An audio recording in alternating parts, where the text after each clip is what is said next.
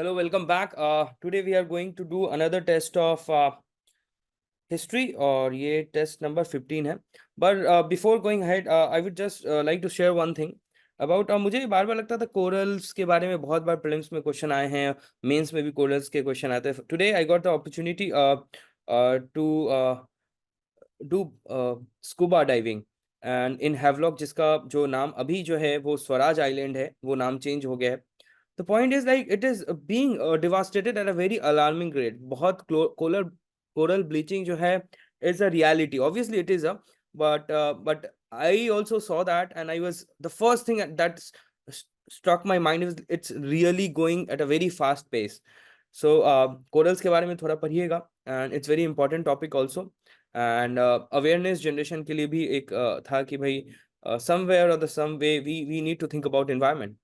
So let's move to our main agenda of today, that is test different test of history.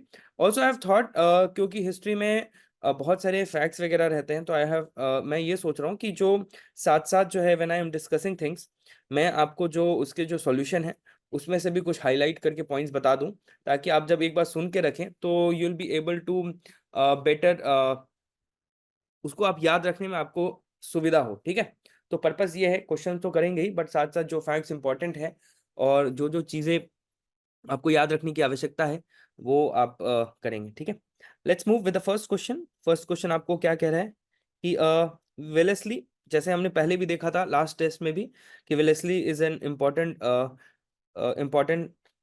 जो रहे हैं और इसका आपको उनके बारे में थोड़ा सा पढ़ना है, क्योंकि इनसे रिलेटेड जो चीजें हैं वो बार बार पूछी जा चुकी हैं. इन्होंने क्या किया था, फोर्ट विलियम बनाया था कलकत्ता में. इसका कारण क्या था, मतलब क्यों बनाया था? Because he was asked by the board of directors at London to do so. बहुत ही सैलो सा स्टेटमेंट है, ऐसे ही आंसर पता होता है, बट ये देखें, he wanted to revive interest of oriental learning in India. Wellesley से ये सब नहीं एसोसिएटेड था. He wanted to provide William Carey as associate with employment. बहुत ही छोटा बात लग रहा है, मतलब एम्प्लॉयमेंट देने के लिए बनवा दिए, थोड़ा सा ऐसा लग रहा है. अच्छा, आप देखिए विलियम कैरे जो है ना, इसको थोड़ा सा पढ़िएगा, क्योंकि मैंने देखा है कि इसको 2-3 बार पूछा जा चुका है. He wanted to train British civilians for administrative purpose in India. ये सही आंसर है, और ये क्वेश्चन जो है साफ साफ दिया हुआ है स्पेक्ट्रम में, ज्यादा लोड नहीं लेना है. ठीक है, the object of Butler committee simple है. बटलर कमिटी, मैंने सोचा था बटलर कमिटी बटर लगाता होगा प्रिंसली स्टेट और वो ऐसे करके, तो मैं simple improve relationship between government of India and the Indian states. ठीक है, ये आसान सवाल था. Who gave a systematic critic of the moderate politics of Indian National Congress in a series of articles. अब ये अच्छा सवाल कहेंगे कि new lamps for old. New lamps for old पूछा जा सकता है, जैसे फर्स्ट स्टेटमेंट सेकंड स्टेटमेंट में. तो न्यू लैम्प्स फॉर ओल्ड की थीम भी आपको क्वेश्चन से पता चल जा रहा है, और ये किसने? औरोबिंदो घोष ने. अब देखिए क्या है कि जो भी नाम यूपीएससी के ऑप्शंस में रिपीट होते, मतलब आते हैं, दोज नेम्स आर इंपॉर्टेंट. उनके बारे में आपको जानना जरूरी है, क्योंकि कभी कभी दूसरे क्वेश्चंस में वो रिपीट हो जाएंगे. तो इन इन चारों जो नाम हैं इनके बारे में आप पढ़ लेंगे थोड़ा थोड़ा, that would be helpful for you. ठीक है, which one of the following territories is not affected? Not affected दिया हुआ है, बहुत ज्यादा हम लोग पढ़ रखे हैं 1857 के बारे में, जगदीशपुर, लखनऊ, ये सब पता ही है.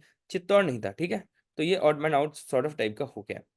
अब ये 4 रिजोल्यूशन जो पास किया गया कलकत्ता सेशन में 1906 में, क्वेश्चन क्या है? आइदर रिटेंशन और rejection of 4 resolutions office because the cause of split in Congress. मतलब ये 4 रिजोल्यूशन किया गया था. Congress session held in Surat in 1907. Which one of the following was not one of those resolutions? ठीक है, ठीक है. 1907 एनुअलमेंट. एनुअलमेंट क्या 1911 में हमने पहले भी देख रखा है, लास्ट स्टेट में देखा, तो आप देख रहे हैं पीवाईक्यू से आपने किया हुआ दूसरा पीवाईक्यू सॉल्व हो जा रहा है. ठीक है, अभी नए क्वेश्चंस आएंगे, पर इनका जो नॉलेज बेस है वो आपको यहीं से डिराइव होगा. ठीक है, सिंपल सा सवाल. In the context of Indian freedom struggle, 16th October 1905 is well known for. 16 अक्टूबर 1905 क्यों वेल नोन है? क्योंकि पार्टीशन ऑफ बंगाल उस वक्त हुआ था. ठीक है, the formal proclamation Swadeshi movement made in Calcutta town hall. Dadabhai Naoroji declare the goal of Indian National Congress. Lokmanya Tilak started Swadeshi movement in Pune. अब ये चारों स्टेटमेंट को एक बार आप वेरीफाई करेंगे, मतलब इन चारों स्टेटमेंट को आपको जो है समझना है कि इन चारों स्टेटमेंट से क्या क्या चीजें सही हैं. तो इन चारों स्टेटमेंट्स आपका जो नोट्स है वो थोड़ा सा बनेगा. ठीक है, now in 1920 which one of the following change the name स्वराज्य सभा. ये स्वराज्य सभा ये 2018 का सवाल था, और ये उस वक्त बहुत आसान सवाल नहीं था, बहुत सारे लोगों का गलत हुआ था जब मैंने बात किया था, क्योंकि मैं 2018 का पेपर नहीं दिया हूँ. तो all India home rule league. पर एक चीज मैं देख सकता हूँ, स्वराज्य सभा कह रहा है, तो साउथ इंडियन लिबरल फेडरेशन स्वराज्य, क्योंकि थोड़ा अलग वैसा टर्म है।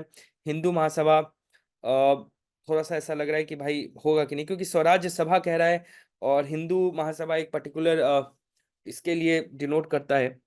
तो इन दोनों में से कंफ्यूजन हो सकता था, और इसका final answer all India home rule league है। ठीक है, all India home rule league के बारे में हमने देखा है, जो एनी बेसेंट और उन्होंने किया था, तो इसके बारे में एक खुद का छोटा सा नोट्स होना चाहिए, ये पता रहेगा। ठीक है, 1929 का जो सेशन हुआ है इज ऑफ सिग्निफिकेंस। क्यों भाई सिग्निफिकेंस है? अब ये जो 1929 का सेशन है वो काफी इंपॉर्टेंट सेशन है।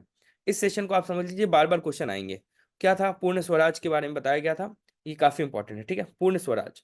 ठीक, अब देखिए फिर से वही सवाल, 1929 का सेशन इंपॉर्टेंट क्यों है? The Congress pass resolution demanding complete independence, Purna Swaraj.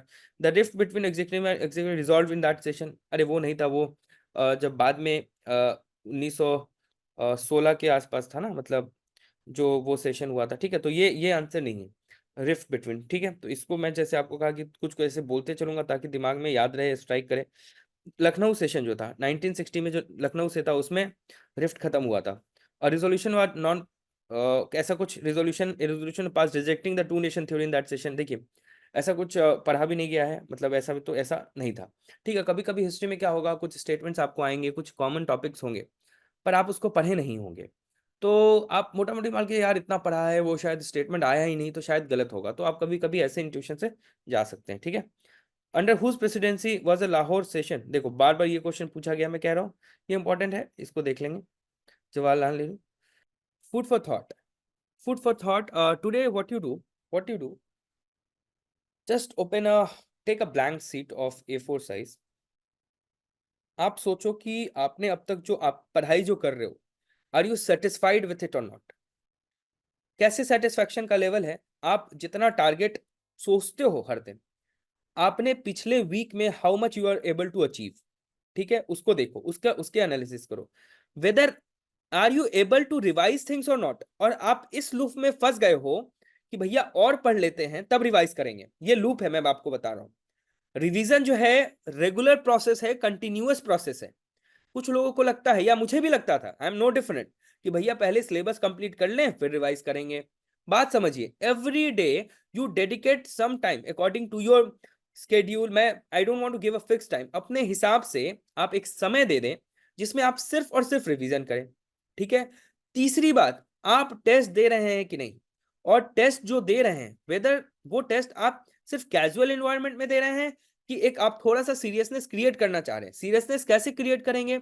For example, अगर आप लाइब्रेरी में पढ़ते हैं तो अपने सीट को पूरा क्लियर कर दीजिए, सिर्फ क्वेश्चन पेपर होगा और पेंसिल, जो भी पेन वेन जैसे एग्जाम कंडीशन में वो होता है वो होगा। लाइब्रेरी में आपका दोस्त पढ़ता होगा तो आप उससे कभी कभी सीट एक्सचेंज कर लीजिए, बस वो 2 घंटे के लिए, कि ताकि आपको लगे कि नई जगह आप बैठ के टेस्ट दे रहे हैं। घड़ी निकाल के रखिए, फोन ऑफ रखिए, पानी का बॉटल रखिए। आप सोचिए, stimulate the examination like conditions. आपको बबल फिल करना है। बबल फिल करना काफी इंपॉर्टेंट है। बहुत सारे लोगों को लगता है कि भैया बबल डायरेक्ट फिल कर लेंगे, if you are pro at it I don't have any problem with that. पर जिन लोगों का एक भी क्वेश्चन गलत हो जाता है, उनके लिए मैं सजेस्ट करूंगा, please make it a habit. मैं बबल वाला बुकलेट ले लिया था, I used to bubble it. ठीक, और जो भी क्वेश्चंस मैं आपको पूछता हूं प्लीज उसका रिप्लाई किया कीजिए, ताकि आपका भी जो है और भी चीजें होती चली जाएं। साथ ही साथ न्यूज़पेपर पढ़ना नहीं छोड़िएगा, क्योंकि जो ट्रेंड्स वगैरह हैं, इकोनॉमिक्स के क्वेश्चंस हैं और भी चीजें हैं, वो कहीं ना कहीं, आप अगर हिस्ट्री का भी सवाल देखें तो बहुत सारा सवाल जो है मोटिवेटेड होता है करंट अफेयर से, जिससे एक आइडिया लगता है। मैगजीन्स तो आप पढ़ेंगे ही, जो भी मैगजीन्स है, पर newspaper I would suggest please don't leave at this point of time. So thank you very much, thank you for listening, will get back again. Thank you.